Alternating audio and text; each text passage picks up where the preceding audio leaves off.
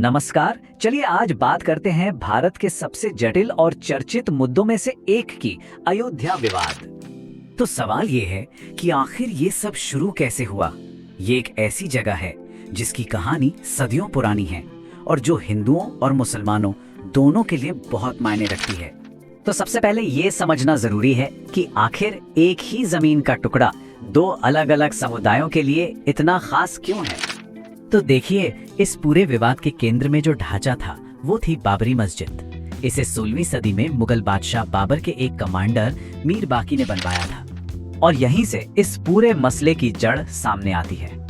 एक ही जगह पर दो अलग अलग समुदायों की गहरी आस्थाएं। एक तरफ हिंदुओं का मानना है कि यह भगवान राम की जन्मभूमि है, तो दूसरी तरफ मुसलमानों के लिए यह सदियों से इबादत की एक पाक जगह रही है।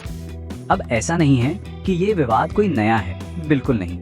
इसकी जड़ें तो ब्रिटिश हुकूमत के दौर तक जाती हैं। देखिए, 1850 के आसपास इस जगह पर पूजा करने को लेकर तनाव बढ़ने लगा।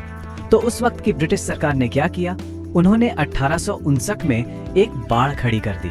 एक तरह से जगह को दो हिस्सों में बांट दिया।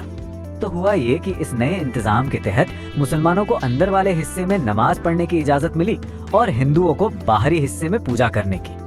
अब देखिए, इरादा तो शायद शांति बनाए रखने का था, लेकिन इससे जमीन पर दोनों समुदायों का दावा एक तरह से और पक्का हो गया। सब कुछ इसी तरह चल रहा था।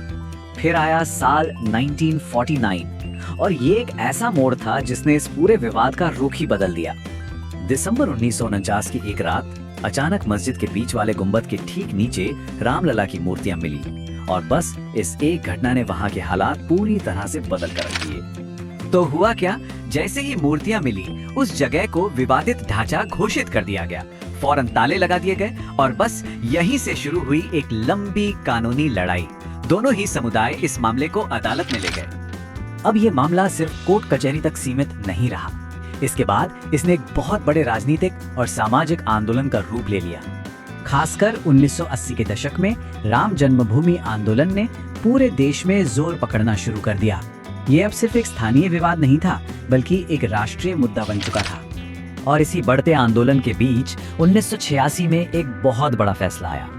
एक स्थानीय अदालत ने आदेश दिया कि विवादित जगह के ताले खोले जाएं ताकि हिंदू वहां पूजा कर सकें। और फिर आया 6 दिसंबर 1992 का दिन। एक बहुत बड़ी रैली के दौरान बाबरी मस्जिद के ढांचे को गिरा दिया गया। ये भारतीय इतिहास का एक बहुत ही उथल-पुथल वाला पल था, जिसके बाद पूरे देश में दंगे भड़क उठे। इस घटना के बाद अब जोर इस बात पर था कि किसी तरह एक स्थायी समाधान निकाला जाए और इसके लिए सारा ध्यान फिर से कानूनी रास्तों और पुरातात्विक सबूतों पर चला गया। इसी सिलसिले में 2003 में एक बड़ा कदम उठाया गया। कोर्ट के आदेश पर आर्कियोलॉजिकल सर्वे ऑफ इंडिया यानी ASI ने उस जगह की खुदाई की और उनकी रिपोर्ट में क्या निकला। रिपोर्ट में कहा गया कि मस्जिद के नीचे एक बड़ी गैर इस्लामिक संरचना के सबूत मिले हैं। कुछ मंदिर जैसे खंबे और कलाकृतियां भी मिली। अब इस रिपोर्ट को लेकर भी काफी बहस हुई। कुछ एक्सपर्ट्स ने इसे सही माना तो कुछ ने इस पर सवाल उठाए। फिर मामला आगे बढ़ा और 2010 में इलाहाबाद हाईकोर्ट का एक अहम फैसला आया। कोर्ट ने एक तरह से बीच का रास्ता निकालने की कोशिश की।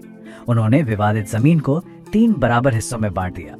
एक हिस्सा रामलला को, एक निर्मोही अखाड़े को और एक सुन्नी वक्फ बोर्ड को।